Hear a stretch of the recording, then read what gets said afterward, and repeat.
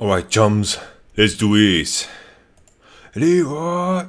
Alright, let's tone it down. It's the last game of the day. I'm not gonna pretend I have high energy, but it's Cloud9 versus EDG. I think this is the second place decider. The crazy thing about EDG is that I lost against AHQ. So with that in mind, Cloud9 has like a second chance. Since they beat AHQ, they have like a second chance. Even if they lose this one against EDG, they have a second chance to take second place in the group, right? The main thing here is, you know, EDG, they've looked terrible in the later parts of the game, and that is like a strength for Cloud9. I feel like team fight wise, they are very, very strong, and EDG have looked very wonky in the later parts of the game. They played Lucian and they lost it, they got caught. They had this game against SK Telecom where they got completely smashed with a 10k gold lead. It's been absolutely crazy when it comes to how EDG have played out their game. So their early game has been very, very strong, but the later stages of their games have been quite horrendous, I would say. So let's take a look at draft. C9. Start off with picking Xayah.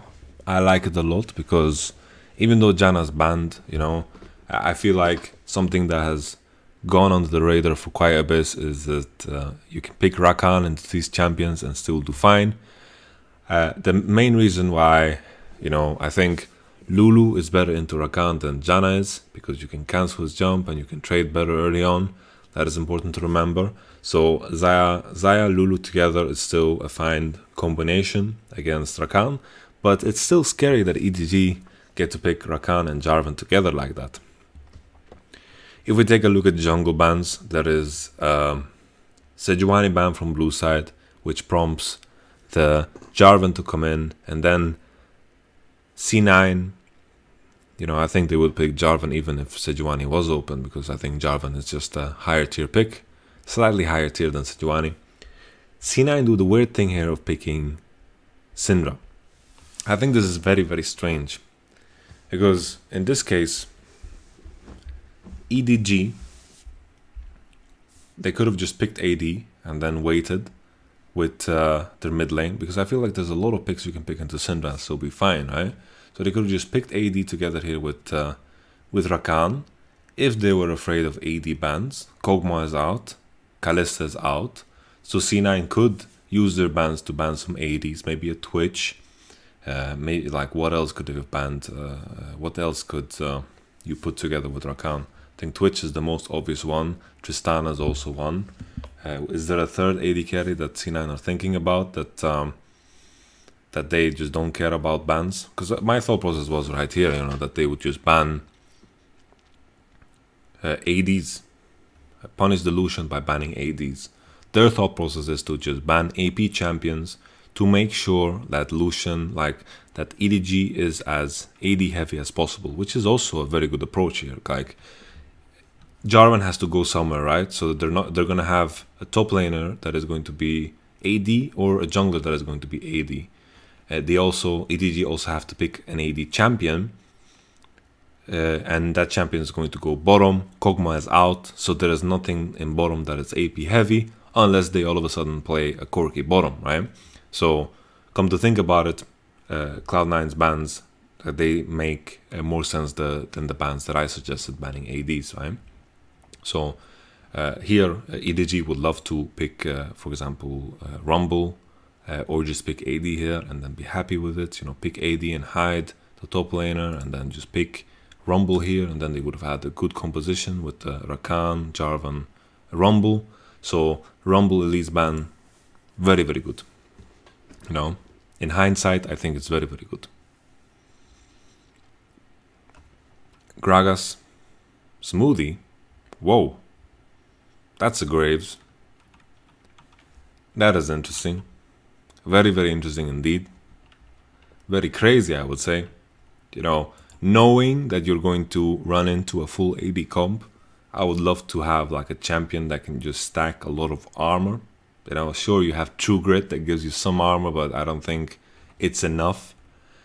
Graves as a champion hasn't seen a lot of play, and you have to have kind of similar play pattern to Ezreal with Graves. You kind of have to gain leads early on. You have to do some invasions, and I think that's completely possible with Syndra, with Shen later on, with the ultimate, with the bot lane of C9, where they have Xayah and Lulu.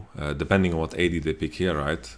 It might be the case that EDG, if they pick Varus, I think EDG can contest bottom, and it's going to be quite more even than I assumed. If they go for the Tristana, I think they will get pushed in. I think Varus makes more sense because at least he has a lot of magic damage. So a lot of magic damage here from Varus.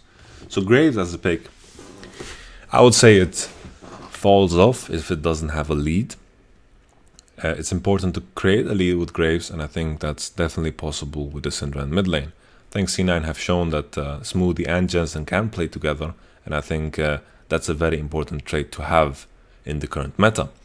So Syndra is going to be fighting in mid lane. You know, he's playing against a Lucian, so it's not necessarily 100% that Syndra is going to have push, because Lucian can trade very well against Lucian early on in the game.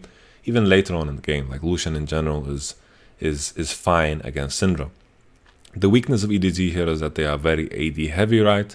Varus as a pick has a lot of magic damage with the Ginsu's Rage Blade, so it kind of balances out the problem a little bit. Ninja Tabi is going to be the boot choice for most players here on C9. We will just have to see how it goes. Top lane matchup is going to be a boring one. Cho'Gazi is going to push in, and Shen wants to have value with his ultimate. And hopefully that is going to be a possibility here with Lucian wanting to dash forward and play aggressively in mid. I feel like Shen is going to push that a step backwards a little bit. And hopefully a Mouse can transition the fact that he has push in top lane into bot side river, not into bot side river, into his own river, and then pressure into mid lane. I think this is all going to come down to who pressures in mid in the early game. The later we go into this game, the better C9 are going to scale, because they're going to get more armor, and EDG have a composition that spikes very hard at 15 minutes, 20 minutes. They have a very easy way of engaging onto the right people, and if people don't have summoners in C9's roster, then it's very easy for EDG to just collapse on them. So we can see here that Jensen is going to run with heal. Doesn't necessarily need cleanse against Varus, but cleanse is a good tool to have against a lot of these champions. The silence of Cho'Ga, he shouldn't get hit by that, but Rakan's commitment ability here more than anything. The main thing is that the weakness of cleanse is that it's really, really bad in the 2v2 in mid lane. So if they're running cleanse instead of the heal, the cleanse is not going to help them against the Jarvan, not going to help them against the Lucian. So that is the weakness of it. Heal is so OP in the 2v2 because it affects two people, right? If they focus Graves, you can heal him, he gets movement speed, and it can matter so much. The main way C9 want to play the mid lane is that they avoid all-ins, and they just like Contract just counter ganks. He can't really gank, he just wants to counter gank. And the main question here is how much pressure can Graves put on the Jarvan, if any at all. The mid lane matchup is going to be quite even in the early stages, maybe slightly Lucian favored even. So it will be very exciting. You know, I'm putting a lot of questions there in the air, and I think it can go either way. Of course, C9 have scaling on their side. 25 minutes, post 25 minutes, they should have all the items necessary to kind of deny EDG's engage, and also at the same time have a lot of armor on the people that matter the most.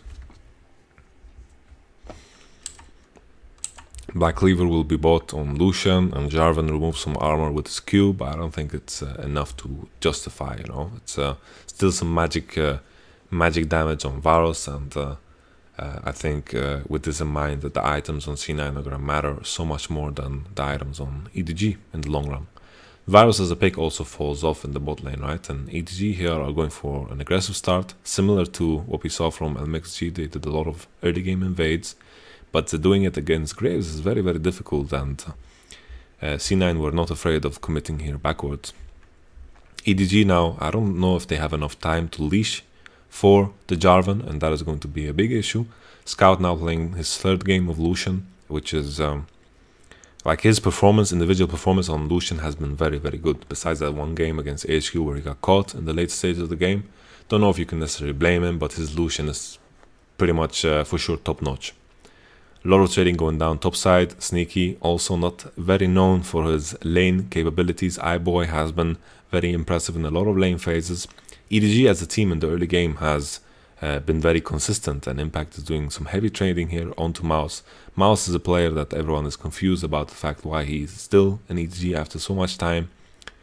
EDG, top laners over in China are not the most impressive specimen, so to speak.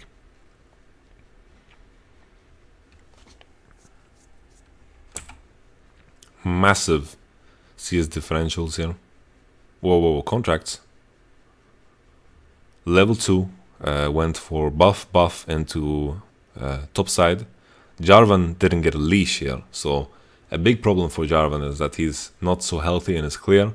Jarvan took his camps and contracts here. If he decides to invade or look for some information here for Jarvan, maybe he could make that assessment himself.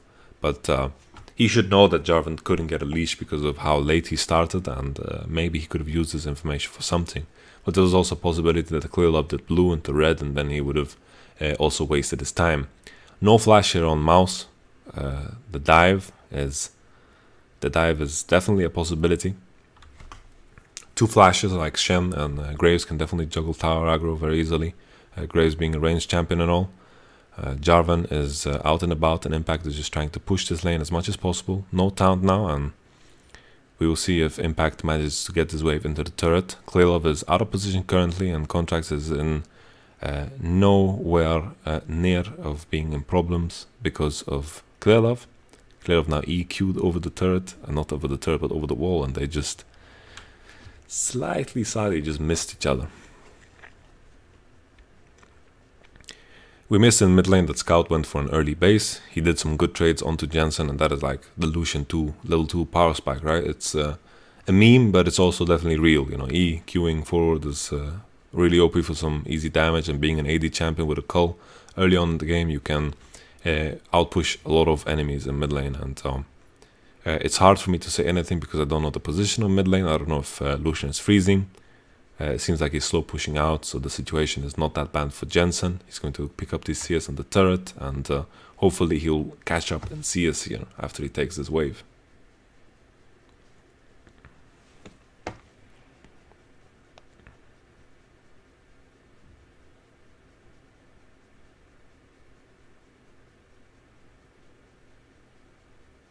Right, some CS missed. I'm gonna speed this up a bit, this game.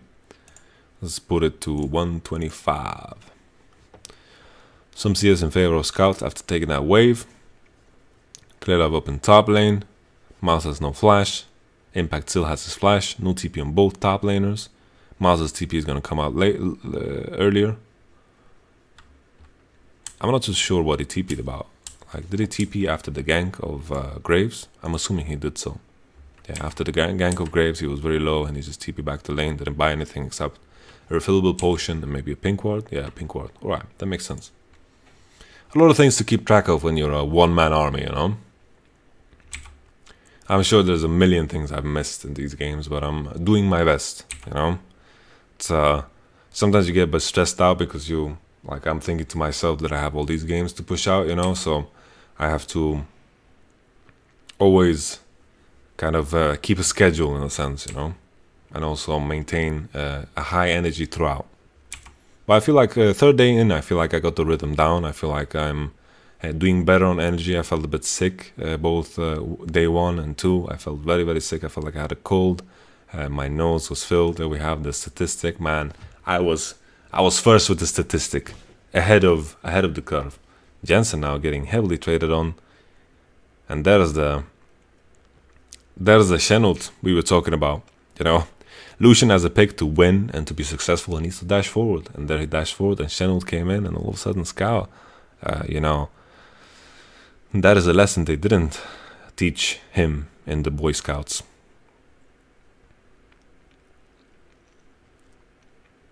Oh, the mechanics from contracts. Can the stun land? Oh, this is crazy. Contracts. Oh! Baby! Don't drop the soap, contracts. Don't drop the soap. There we go. Contracts with the mechanics. That was so smooth. That was so slick. Beautiful play for contracts.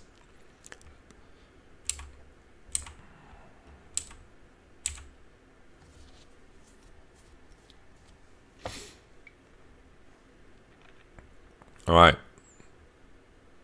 Wait, I didn't even see in this graveskin that he has a shirt on. He has a shirt on. Pretty sick skin. Scout is back up and about. This is the initial death that we saw. Scout is committed to the all-in. He's doing the forward dash. And there's the Shen ultimate. Flash. Flash for flash there with the Syndra. Not a big deal. Not sure if Cleanse is the right summoner choice here for Scout.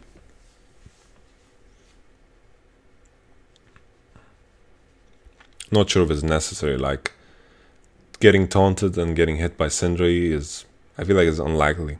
Like, if you play a good Lucian, then you don't have to get hit by these spells, and you don't have to, like, you could run heal, and maybe it would have been better for your lane matchup. Ninja Tabi for Syndra. She knows what's up. Jensen knows what's up. First blood for Syndra matters a big deal here, and Shen ultimate got value, and Mouse is getting smashed up top lane. Mouse, of course, got ganked early on, and Mouse was forced to use his TP very, very early on, and impact this tournament. I feel like in every game he's playing so well. Very impressed by North American top laners in this tournament. Like, North America has supplied us with some insane top laners this tournament. And in general, you know, like, I feel like NA as a whole, like, looking at like players individually, like Doublelift as the best AD from North America. I don't think the bot lane of Immortals is too impressive. I think it's fine, like, it can hold its own. I think Xmithy is fantastic as a player. Flame has played very, very good. Pubelter has played very good too. Jensen is very good individually. Contract is playing very, very good.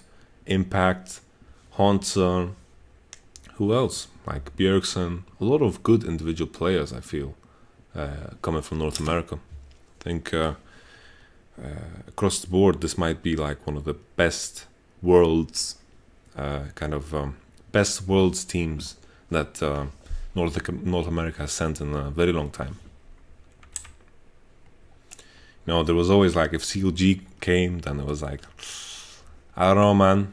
Most of the players are not impressive, but they managed to get here, and that's what it is. Like Huhi and Zion Spartan, these players are not that impressive, but I feel like this time around we actually have like quality individual players, and I think CLG was more of like the team play kind of team. And I feel like at this point in time, if you want to be successful at the Worlds, you won't need to have both. Why, Smoothie, can you get away? No, you can't, brother. Let's get back. We were flaming CLG for absolutely no reason. Scout now, getting chased by Storm Raiders. No flash. TP's coming in. Cleanse on the Syndra stun. Shen is a big problem for Lucian. Whoa, didn't EDG like work with Reaper at one point and had them as coach or something? Because he read them as a book in draft. Like the Lucian coming in and then banning the Rumble and the Lees, I think it was absolutely beautiful. And Shen seems to be like the perfect pick against Lucian, because he needs to dash forward, and it's a very hard thing to do. Like Scout as a player, he doesn't know how to play safe. Like he always tries to push advantages, and he tends to die a lot when he doesn't need to. And this is the third game of Lucian for him, and this is the first time he runs into a Shen. EDG equalized by ganking bottom. They got Smoothie, and Sneak got away. And all in all, of course, the mid tower is going to matter so much more. Varus and Rakan as a combination is very lethal and deadly. Hopefully we get to see a replay, so I don't have to go back on what happened bottom. Jarvan is walking through lane. It's very hard here for C9 because they're playing with very little information. They have information on top side. The Jarvan is not top side, so Jarvan can be in the bottom squadron right here. And since he didn't show up in mid lane, like he's not showing up for the mid lane play, you can almost safely assume that he's going to be in this area, right? No, Shen is not top. Shen is not top, so there's no play for the jungler there. In mid lane, he didn't show up to support the Lucian that was getting Dovin, so what other play does he have? If we take the method, I only know the name of the method in Swedish. The method you use to draw a conclusion, you know, what are the odds of what will Clearlord do? Is he doing Raptors? Is he doing here? I feel like if he's doing Raptors, you can assume that he's going to be in mid. There's no gank for them to do top, so he has to be bottom, right? And C9, the only thing they need to do in bottom right now is to survive. Their goal here is to live, and if they live, mid lane pressure is going to create something, and then they're going to be alleviated here from the situation they're in bottom. Instead, they walk up a bit too far, and it was a bit unnecessary. And of course, you know, they have to walk away very, very far. And I don't think EDG would have enough time to dive them. Like Graves could just walk down bottom after hitting the mid tower, and eventually maybe if Smoothie didn't die and Sneaky lost all his mana, maybe C9 would be actually able to defend the tower bottom.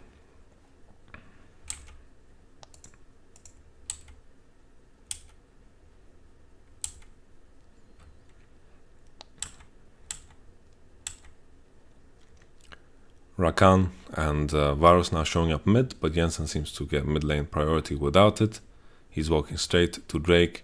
No vision here for C9. Maybe they're making the assumption that EDG are just going for the Rift Herald.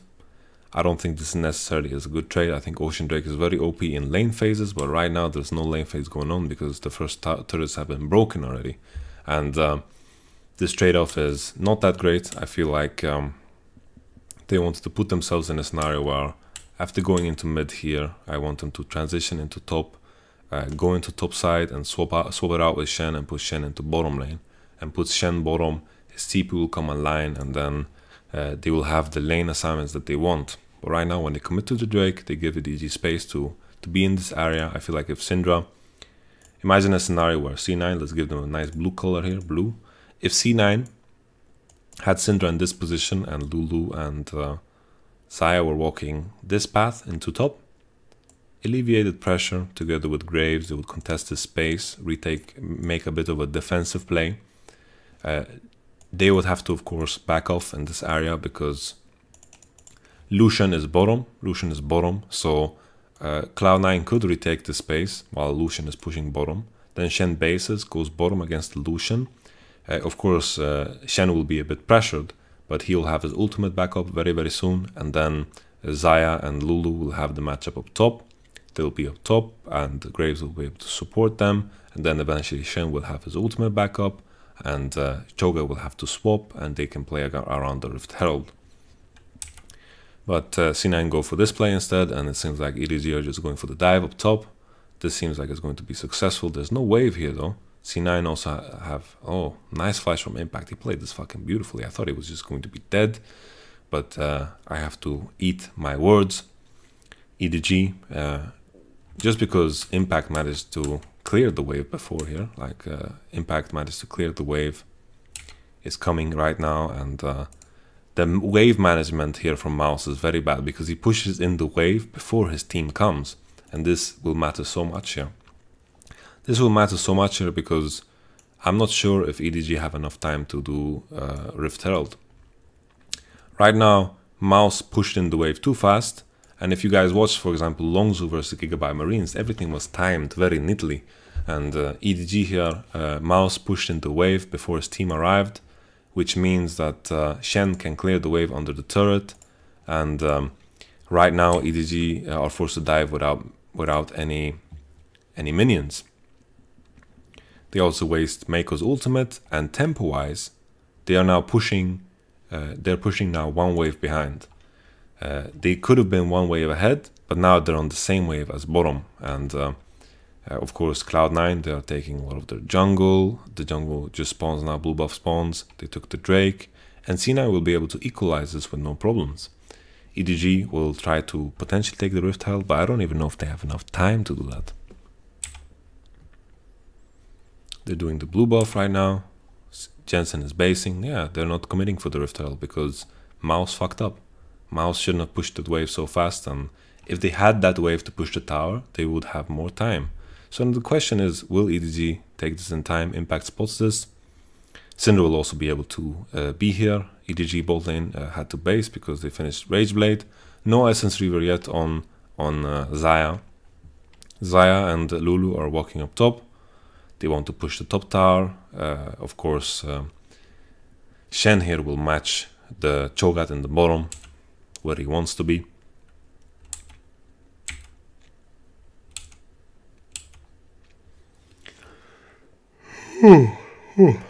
Excuse me.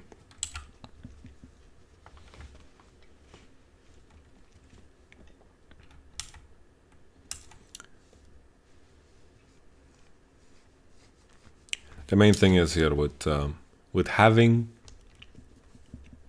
Lucian on side and EDG's bot lane in mid lane, it's very easy for them to try to catch the Syndra. She doesn't have cleanse. We mentioned this earlier on. It seems like the next thing that comes up, we saw a little glimpse of it. That was Jensen getting engaged on, but his Ninja Tab keeps him healthy and strong, and the Shen ultimate comes in. Clearlove tries to engage, but the main issue here is that EDG are making a commitment in a situation where C9 bot lane is right here. No one is showing up top. They had priority from top side. Let's take a step back just to take a look, just to make sure that they did in fact have priority from top side. So they're pushing right now. Right now you can see C9's bot lane pushing in, right? They're just walking in here. They pushed in, they have priority. Scout is currently clearing top wave. And C9's bot lane is here. And then they try to commit on Jensen here. They get greedy because they see that he has absolutely no summoner, like he doesn't have cleanse, but the Shen ult comes in and they are trying to commit to a situation where Lucian is nowhere close to be found, and C9's bot lane had priority from before because Lucian went top. And EDG make a very bad mistake here that cost them the Rift Herald, and this has happened plenty of times this game. They don't know when to chill, and it's crazy to think that EDG came from China, came from LPL, everyone knowing them as the strong macro team, the decision-making team with Clearlove and Mako. I feel like they are looking like I don't want to say dumbest, but the least, the team that the LPL team that makes the most amount of mistakes. And maybe it's because of Tilt. EDG's international performances in the past haven't been that good, and C9 are looking like straight fire. I feel like their composition has been drafted very well. I think it, they're playing against a full AD team with a Varus that does some magic damage, sure, and Cho'Gath with some magic damage. Okay, you got me there, guys. But in general, like Shen seems to be a great solution to the Lucian, and EDG are definitely on the back foot here. Whoa, it's insane taunt on Scout. He's very low on HP. No Syndra ultimate. Maybe it would have been enough to just kill him there if they just Syndra ulted with 1Q potentially. I don't know how many balls Jensen had in the air there. There we have the engagement again. We see, like, look at the map. This is where Lucian is, and they are forcing here. See that C9's team is in position for this. Horrible, very poorly played by EDG. You know, the thought is fine, right? They are trying to catch Jensen because he has no plans, but do it in the right timings, right?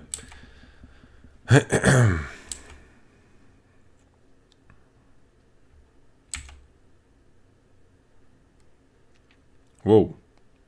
Contract's ultimate missed. Don't know if it would have killed him. Clearlove has some armor on him. I doubt it would have killed him. Rift Herald in the pocket of Graves. Cloud Drake is the next Drake that spawns. Top lane is in good position for C9. Is slow pushing towards them. They're very happy with that situation.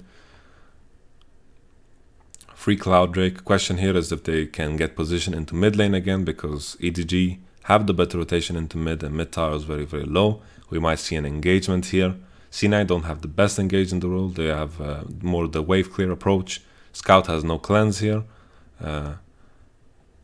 We see that Impact manages to bait C9, bait EDG away, and C9 managed to get under the position of the turret just in time to clear the wave.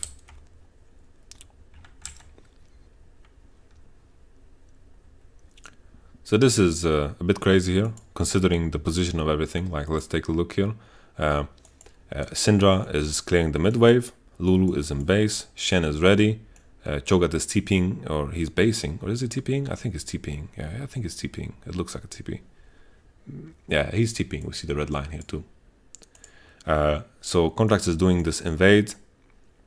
Lulu is nowhere to be found. Syndra is also far away. We don't, like if we see it from C9's position or C9's vision, they don't know where Lucian is. They don't know where Jarvan is. So these two people could definitely have been in this area, right?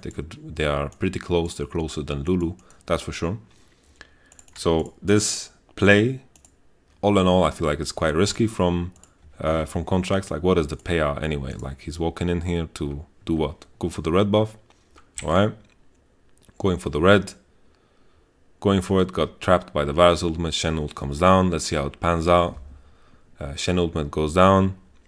The entire EDG roster is here. This might be a good fight for EDG. Contrast is taking a fight where he doesn't need to. Like, Lulu was just not close. Syndra was not close. Is this the comeback play from EDG? Looks like it for now. Graves just summoned the Rift Herald up top to distract EDG from what's going on. Maybe Rift Herald can get a turret up top. What happened here with EDG afterwards? Mouse is just hitting a pink ward. He's hitting a pink ward and then gets caught by the red buff here, and Jensen just stuns him up and kills him. He could have just walked away instead of hitting this pink ward and made sure that he's in a grouped situation like EDG want to be in. The main thing is, like, even though EDG are outnumbering C9, they've used all their ultimates that helps them latch on to people. So they have cooldowns here, and C9 are better in longer fights. So even though they didn't have a Xayah there, they could have just chased after and be under no fear that they would have been caught by any of these spills. Graves is definitely paying out in the sense that Contracts got a lot of things done early game, but I felt like this was a bit too greedy here, considering that Lulu was nowhere to be found. Very, very greedy play here. And then you can discuss the fact that maybe Lulu should have been here, maybe should have based at time at the right time, because everyone else is here in position, right? So you could view it from two angles. Maybe the mistake is that Lulu is not here in time, or maybe the mistake is that Contracts is just invading without Lulu being here. So you can view it from two angles. The main thing is, most of the time for most teams, is that they play together. That is usually what separates bad teams from like decent teams. Is decent teams just play together. Bad teams usually don't. They don't base together, they don't push together, they don't pressure together. They separate the map into too many segments, and they make it too complicated for themselves. Scout getting caught in the side lane. Man.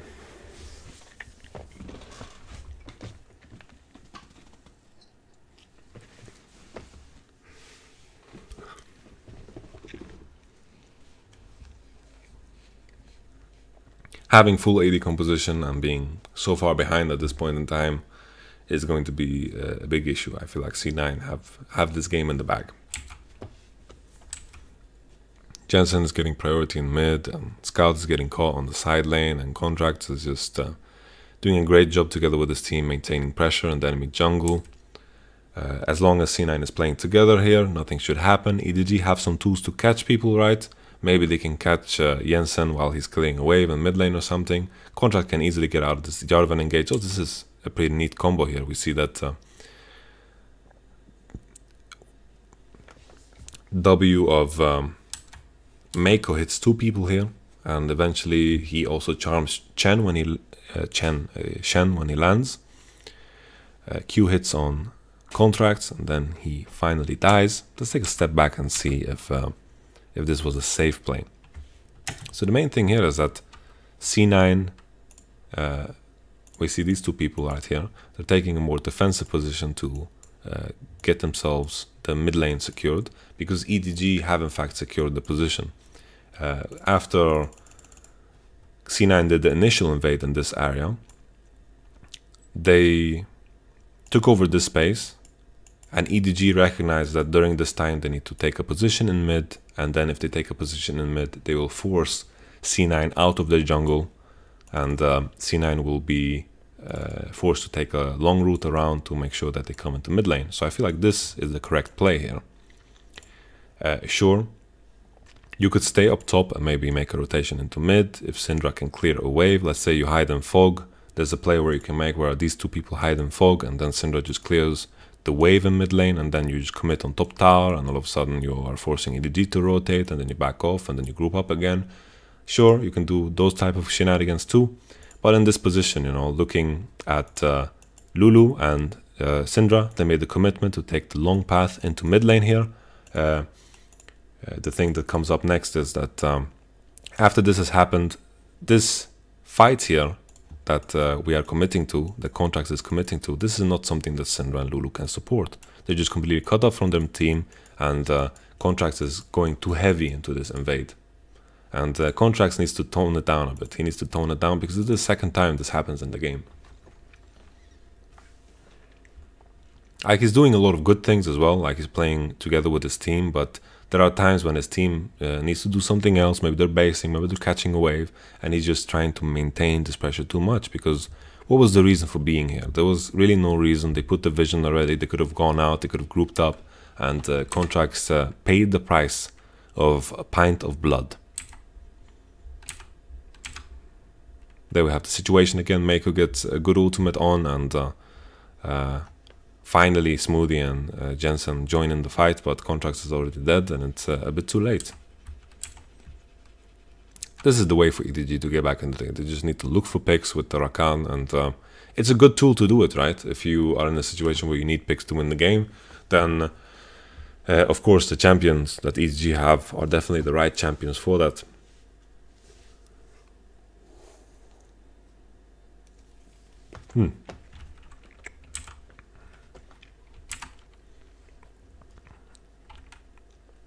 Third Drake now for Cloud9. It's a Cloud Drake, doesn't matter too much, not too fancy.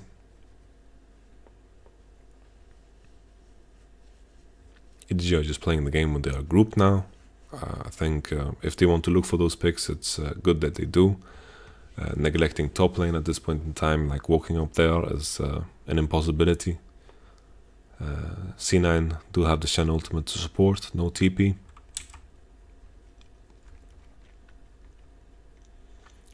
Right here, Xayah cleared top side to make sure that the top wave slow pushes, so EDG have this opportunity now to catch a mid wave and pressure it.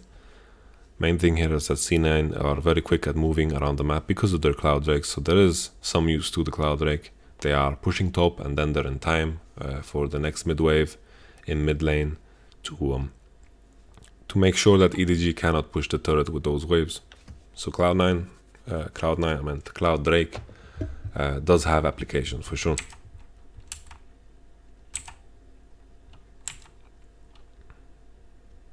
Contracts on it once again. Here's the Shen ultimate, Storm Raiders. He didn't get one shot at this time, and he did have his team close to him, so it wasn't that big of a risk here. EDG wasted a lot of big cooldowns there, Varus ultimate and Rakan ultimate.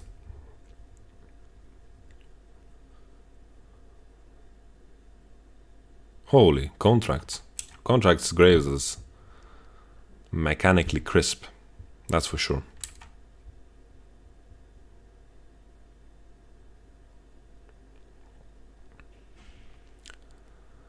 EDG now, without their engaged abilities, are just looking at the enemy team. Boom! Boom! The thing goes krrrrah! Boom! Holy moly! You know, they're just continuing, but then the fat ass. Look at this Syndra ball. Boom! 3 people, Shenton, 3 people, boom! The thing. Jensen just brought the thing right there, man. That was no ketchup. Raw sauce.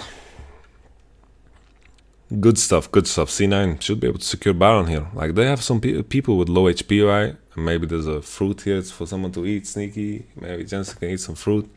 Nah, looks pretty safe here. Mouse has no flash, can't get over the wall. Very, very crisp here. Crisp play from Cloud9.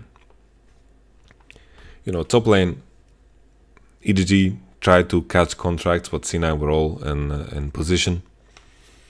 Very nice balls here from Jensen. Jensen's performance here at the World Championship has been very, very stellar. I think besides that one gank they did against Faker, he's been playing quite good. And I feel like usually in those pressure matches as well, we see a different C9. And that is what is disappointing for me. Holy Jesus. Jesus, Jesus, Jesus. Hide your kids, hide your wife. Jensen is in the building. Holy moly, that is a lot of damage. He just carried his team. But it seems crazy. Like, how did he do 8k damage? Like, was it all balls on Cho'Gath, or was that case? Like, might have been. Holy moly. Ninja Tabi City. You know, C9 wearing them together like they're sneakers or something. Ninja Tabis look quite comfortable. I would love to have some to wear indoors. Maybe when I sneak out and I don't want anyone to hear me. I have no reason to sneak out. I'm a man. I go outside whenever I want to.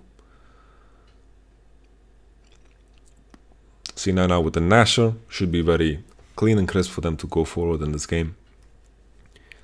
EDG, before in the fight that they just lost heavily, like it was easy for C9 to just push forward because EDG's wave clear is not that good. They have the Cull of Lucian, and they didn't have Varus ultimate, didn't have the ultimate of Rakan either. They could only engage with Jarvan, and you know, he's gonna get one-shotted at this point in time if he tries to engage against his team.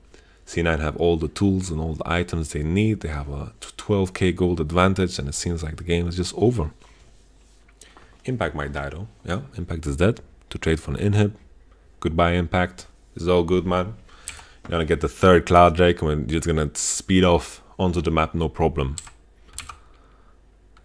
Maybe EDG get it, so we don't get to see the cool green effect that you get when C9 have the Cloud Drakes. Syndra is going into base and Impact is dead, so sucks, man, sucks. No green effect for Impact. Let's talk about how this game played out. EDG, maybe if they catch someone, maybe if they catch Syndra, she still has no way to get out of the CC, so maybe if they catch her and one-shot her, maybe there's a chance here that they win. But in this game, I just feel the Shen completely shut down Lucian. Jensen got ahead. They bought armor, and all of a sudden, you know, with the commitments EDG were going into, Scout was getting caught all over the map, and they were also committing to fights in mid lane, which they couldn't commit to. Mouse also made some mistakes here and there, where he was in a place where he shouldn't have been, and you know, map-wise, EDG got manhandled by C9, and draft-wise, I also feel like they got manhandled. And C9 are looking very crisp. There's the catch we've been talking about. Jensen got caught. Jensen is surviving, though. He had the ultimate from Shen for a very long time. Sneaky needs to do some carrying now. He has a lot of crit items too. We didn't talk about Sneaky at all, but he has some big items at this point in time as well. But there's the catch we were talking about when it comes to Jensen. Even through a Shen ultimate, he died. He has only Ninja Tabi. EDG's players are very, very low. I think C9 are kind of taking a risk here. There's no engageability though from EDG, so it's hard for them to just reach. So C9 can keep kiting them, keep kiting them. Fail flash from Impact there. He didn't catch Mouse like he wanted to. EDG, after the fact that they use all their ultimates to get onto Jensen, they are very weak as a team. It's very hard for them to catch anyone, and it's all about raw damage numbers here. Very close that C9's members die, and I think there was kind of an overcommitment from two sides here, and both got punished twice. Main thing here is Jensen, they need to figure out a way how to save Jensen in these cases. Maybe he needs an hourglass, which is hourglass in these situations whenever he sees Rakan running towards him. Maybe we could see Wild Growth onto him. Maybe Wild Growth is just off cooldown again, and I'm just trolling. Maybe Wild Growth was used on Jensen, in fact. Right here, they get 2 important targets. Mako gets both Graves and the Syndra. Syndra is the one that gets the Shen ultimate. We see Redemption come down. Wild Growth is put on Graves, it is.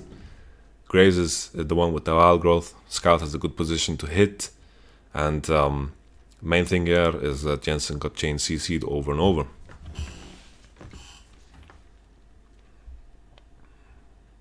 Is this live? No, this is a replay. This was confusing. C9, of course, they can continue going because EDG were very, very low, but they went a bit too far. They killed Mouse eventually, and it was a positive thing, but here they overstayed a little bit, and they survived with a sliver of health. A replay, slow zoom, transition into the fact that C9 not doing Baron. Hated when this happened, but EDG Mouse had longer death timer than anyone else. He also didn't have TP, so Impact could TP straight to Baron. He respawned a bit earlier than Mouse and C9 after they based. Of course, EDG needed to deal with some super creeps. They had the wave from bottom also on their base. And C9 just went straight to Nashor and just one-shot it seems. That is my guess. That's as best as my guess can be, you know.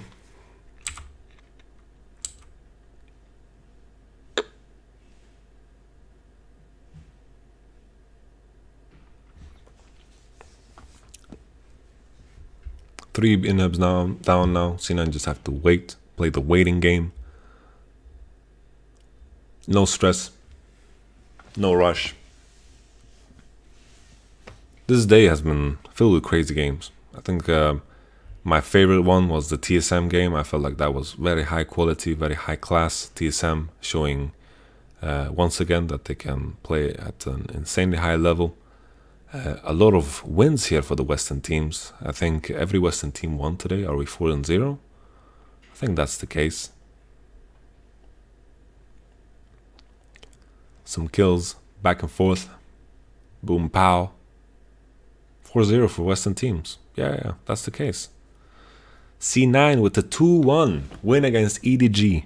This means pretty much, to me at least, that C9 are going to be set to be the second place team in this group, unless they manage to topple SK Telecom, whereas they could aim for first place.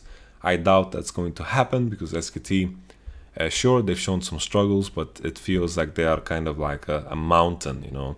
It's like, sure, you can make it shake, but, you know, there's a lot of steps away the teams are in this group, at least, to shake the mountain completely to the point where it will break down completely, you know. So Peanut doing some mistakes here and there. C9 look like the team to go second place in this group. Quite exciting, you know. Next week still matters for this group. I want to think about the other groups. I think tomorrow is going to be quite hype with G2 versus RNG. Is going to decide the fate for a lot of things. RNG took a game off of Samsung today. They completely smashed them. I think Samsung made some draft errors and tried to copy SKT with the Twitch and Rakan. Didn't work out, got punished. The same way SKT got punished, but they managed to come back 10,000 gold behind. They managed to come back yesterday, and all in all, today was a great day. I felt like we had a lot of exciting games. G2 showed up big time against Fenerbahce. Not the greatest opposition, but they need to win tomorrow against RNG. It's going to mean so much. Or they have to beat Samsung and hope that RNG beat Samsung again.